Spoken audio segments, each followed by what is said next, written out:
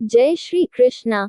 दोस्तों, हाजिर है एक बार फिर कहानी छोटी सीख बड़ी का उद्देश्य लेकर। दोस्तों, बड़ी ही खूबसूरत बात कही है किसी ने कि भगवान कुछ रिश्तों को इसलिए खराब कर देते हैं ताकि आगे चलकर वो हमारी जिंदगी को खराब ना करे।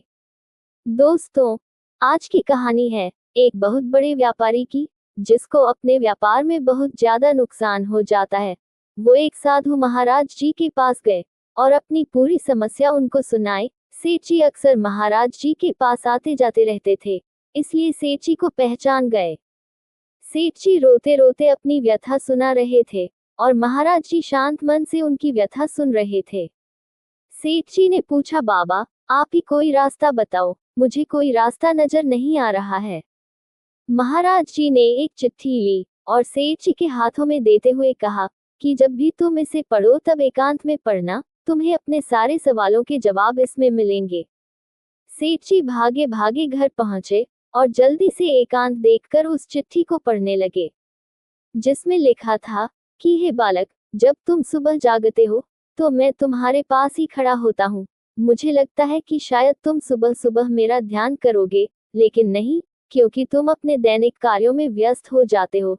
जब तुम कुछ देर शांत होकर बैठते हो तब मैं सोचता हूँ शायद अब तुम मुझे याद करोगे, लेकिन तब भी तुम दुनिया की बातें कर रहे होते हो, इधर उधर के विचारों में होते हो। फिर तुम स्नान करने चले जाते हो। मुझे लगता है स्नान करके आओगे, तब तो कम से कम कुछ समय के लिए मेरा ध्यान करोगे। फिर तुम वापस अपने कार्यों में लग जाते हो कि कैसे कपड़े पहनूं कि सबको अच्छा लगूं, परंतु तुम कभी ये नहीं सोचते कि तुम कुछ तो ऐसा करो कि मुझे अच्छे लग सको। तुम नाश्ता करते हो, खाना खाने बैठते हो, तब मैं सोचता हूँ कि शायद तुम मुझे पूछोगे, लेकिन यहाँ भी मुझे निराश होना पड़ता है। तुम दिन में जब भी व्यस्त नहीं होते तब भी तुम इधर उधर की बातें कर लेते हो, अपने सहकर्मियों से किसी की बुराई कर लेते हो, लेकिन मेरे बारे में कभी नहीं सोचते हो। शाम को घर आते हो तब भी मैं सोचता हूँ कि पूरे दिन में ना सही कम से कम अब तो याद करोगे, पर नहीं, तब भी तुम मेरा ध्यान नहीं करते हो। उसके बाद तुम परिवारजनों के साथ खाना खाते हो, दिन भर की बातें करते हो, लेकिन मेरी कोई बात या मुझसे बात नहीं करते तुम। मैं सोचता हूँ कि अब तो सोने जा रहे हो, क्या पता अब मुझे याद कर लोगे, शायद धन्यवाद करोगे मेरा, और मैं केवल सोचता ही रह जाता हूँ। न तो तुम मेरा ध्यान करते हो, न ही याद करते हो, और मैं हर दिन ऐसे ही प्रतीक्षा करता रह जाता हूँ।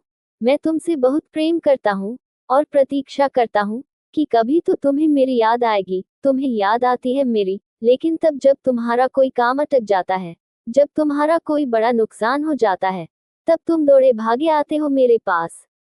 लेकिन तब भी तुम आकर के सिर्फ काम बताते हो और तुम्हारा ध्यान मेरी तरफ नहीं रहता। तुम्हारा ध्यान रहता है कि मेरा वो काम हो जाए, बस बात खत्म।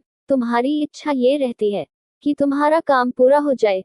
तुम्हें मुझसे मिलने की कोई इच्छा नहीं रहती, लेकिन मैं इंतजार कर रहा होता हूँ, प्रतीक्षा कर रहा होता हूँ कि कभी तो तुम्हें मेरी याद आएगी और कभी तो तुम मेरे पास आओगे, लेकिन तुम मेरे पास आते ही नहीं हो। मैं बस प्रतीक्षा ही करता रह जाता हूँ, इस आस में कभी तो तुम्हें मेरी याद आएगी। नीचे लिखा था, तुम्हारा प्रिय भगवान।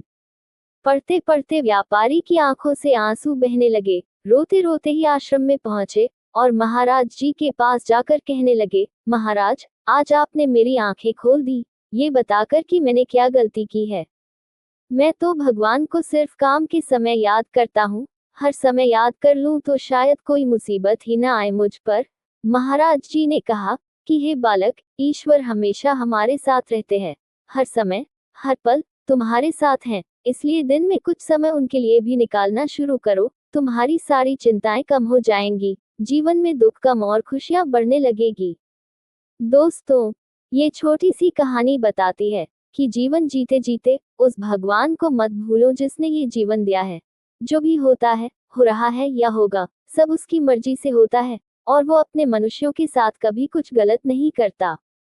इसलिए अपने व्यस्त जीवन में थोड़ा समय उनके लिए भी निकल लीजिए। दोस्तों, कहानी अच्छी लगी हो तो वीडियो को लाइक, शेयर और कमेंट में जय श्री कृष्णा जरूर लिखें और हमारे चैनल को सब्सक्राइब अवश्य कीजिएगा। धन्यवाद। जय श्री कृष्णा। हरि हर।